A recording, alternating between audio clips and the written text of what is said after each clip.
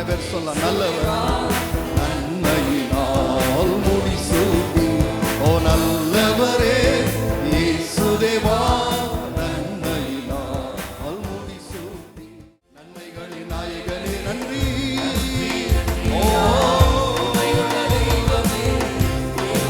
இன்னொரு முறை, நன்மைகளின் நாயகனே நன்றி சொல்லி மகிழ்கிறேன். உண்மை நம்பத்தக்கவர்,